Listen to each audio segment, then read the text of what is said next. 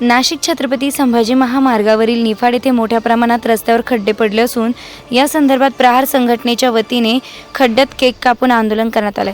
याच आंदोलनाची बातमी CK 24 तास न्यूजने दाखवताच सार्वजनिक बांधकाम विभाग खडबडून जागे होत महामार्गावरील खड्डे बुजवले असून खड्ड्याच्या ठिकाणी लावलेले बॅरिगेड्स देखील हटविण्यात आले आहेत।